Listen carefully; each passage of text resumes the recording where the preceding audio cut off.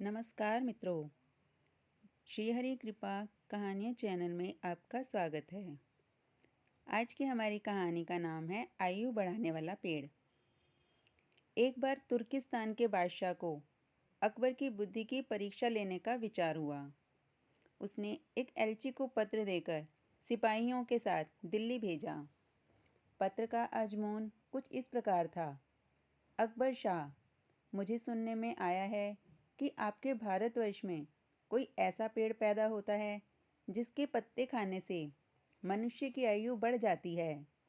यदि यह बात सच्ची है तो मेरे लिए उस पेड़ के थोड़े पत्ते अवश्य भिजवाएं। बादशाह उस पत्र को पढ़कर विचारमग्न हो गए। फिर कुछ देर तक बीरबल से राय मिलाकर उन्होंने सिपाहियों सहित उस एलची को कैद कर एक सुदृढ़ किले में बंद करा दिया। इस प्रकार कैद हुए उनको कई दिन बीत गए तो बादशाह अकबर बीरबल को लेकर उन कैदियों को देखने गए। बादशाह को देखकर उन्हें अपने मुक्त होने की आशा हुई, परंतु यह बात निर्मूल थी। बादशाह उनके पास पहुंचकर बोले, तुम्हारा बादशाह जिस वस्तु को चाहता है वह मैं उनको तब तक न दे सकूंगा जब तक कि इस सुदृढ़ किले की एक दो ईंट न ढह जाएं। उसी वक्त तुम लोग आज़ाद किए जाओगे। खाने पीने की तुम्हें कोई तकलीफ नहीं होगी। मैंने उसका यथाचित प्रबंध करा दिया है। इतना कहकर बादशाह चले गए, परंतु कैदियों की चिंता और बढ़ गई। वे अपने मुक्त होने के उपाय सोचने लगे। उनको अपने स्वदेश के सुखों का स्मरण कर बड़ा दुख होता था।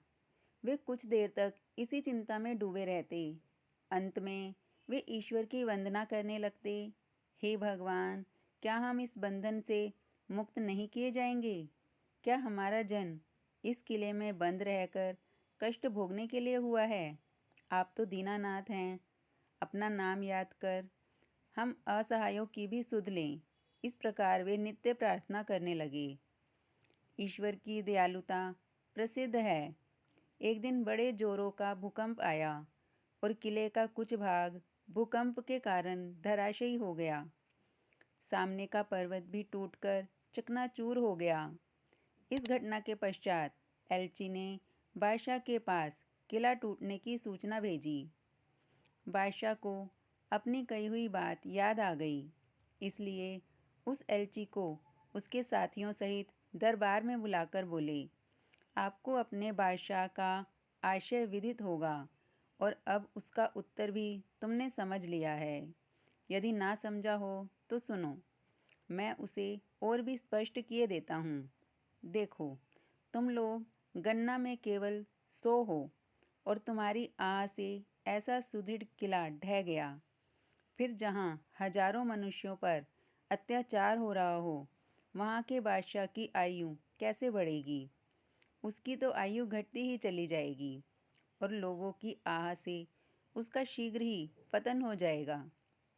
हमारे राज्य में अत्याचार नहीं होता। गरीब प्रजा पर अत्याचार ना करना और भली भांति पोषण करना ही आयुवर्धक वृक्ष है। बाकी सारी बातें मिथ्या हैं। इस प्रकार समझा बुझाकर बादशाह ने उस एलची को उसके साथियों सहित स्वदेश लौट जाने की आज्ञा दी और उनका राह खर्च भी दिया। उन्होंने तुर्किस्तान में पहुंचकर यहाँ की सारी बातें अपने बादशाह को समझाईं। अकबर की शिक्षा लेकर बादशाह दरबारियों सहित उनकी भूरी भूरी प्रशंसा करने लगे। तो कैसी लगी आपको ये कहानी? अगर आपको कहानी अच्छी लगी हो तो वीडियो को लाइक करें, वीडियो को ज़्यादा से ज़्यादा शेयर करें और चैनल को सब्सक्राइब कर लें। थैंक यू दोस्तों।